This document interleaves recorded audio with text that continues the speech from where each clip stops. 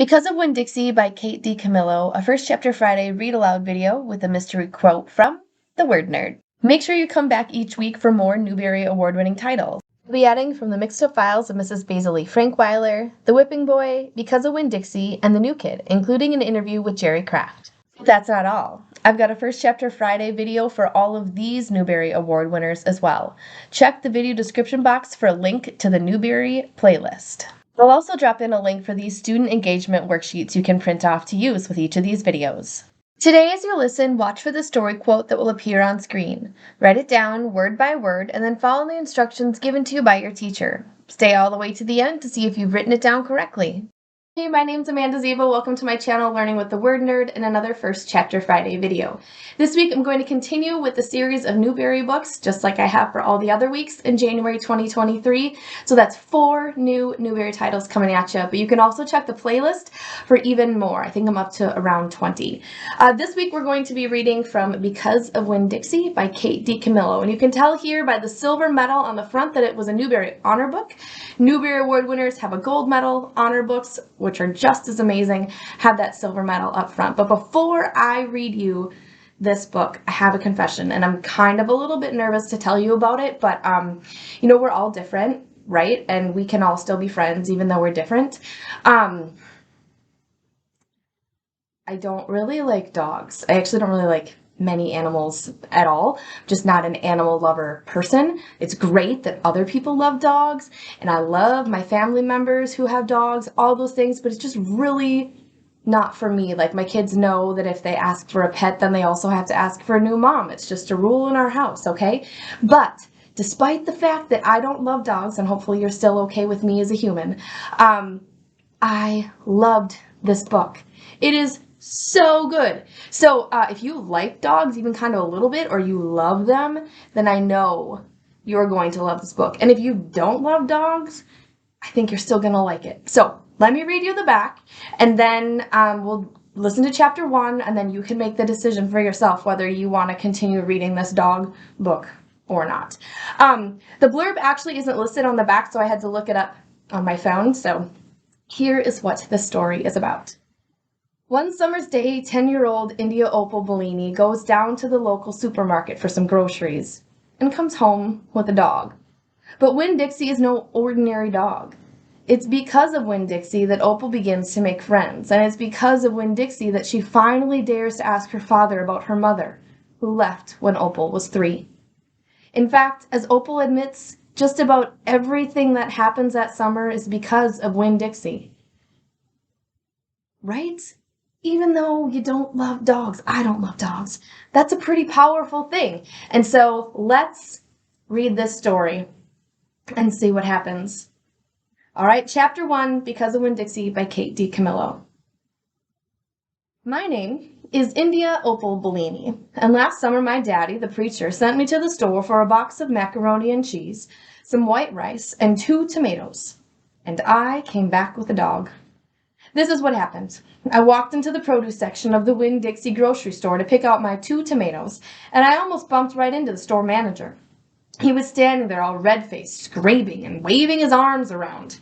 "Who let a dog in here?" he kept shouting. "Who let a dirty dog in here?" At first, I didn't even see a dog. There were just a lot of vegetables rolling around on the floor, tomatoes and onions and green peppers. And there was what seemed like a whole army of Winn Dixie employees running around and waving their arms just the same way the store manager was waving his. And then the dog came running around the corner. He was a big dog and ugly, and he looked like he was having a real good time. His tongue was hanging out and he was wagging his tail. He skidded to a stop and smiled right at me. I'd never before in my life seen a dog smile, but that is what this dog did. He pulled back his lips and he showed me all his teeth, and then he wagged his tail so hard that he knocked some oranges off a display, and they went rolling everywhere, mixing in with the tomatoes and the onions and the green peppers. The manager screamed, "Somebody grab that dog!" Maybe the manager's a little bit like me. The dog went running over to the manager, wagging his tail and smiling. He stood up on his hind legs. You could tell that all he wanted to do was get face to face with the manager and thank him for a good time he was having in the produce department. but somehow he ended up knocking the manager over.